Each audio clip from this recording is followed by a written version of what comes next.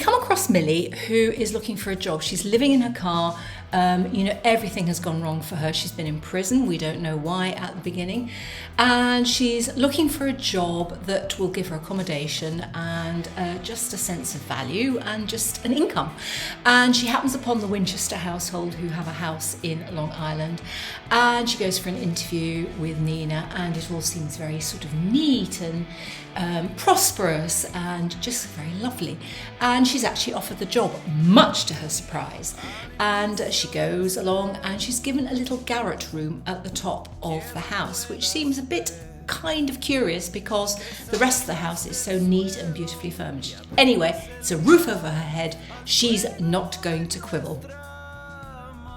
Everything seems to go okay until a point when Nina, who runs the household, Mrs. Winchester, suddenly sort of starts behaving in an erratic way. She'll give some orders and then deny she's given them. So there's a lot of gaslighting going on. But because Millie is so desperate to keep her job, she's out on license, she has to keep her nose clean, she just puts up with it. And then in walks Andrew, the husband, and he's an absolute delight. And the fit between them, the marital fit between them, seems very, very curious. And then there is Cecilia, who it transpires is only Nina's daughter, but Andrew has included her in the family.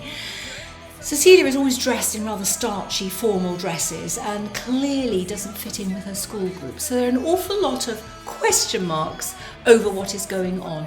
Gradually, she kind of gets herself into the family and things move on apace. Now, I read this by a pool. I thought it was really good, twisty-turny. There are several interesting elements that kind of come up as the story evolves. So if you're looking for something that's a quick read by a pool, then The Housemaid is certainly one for you.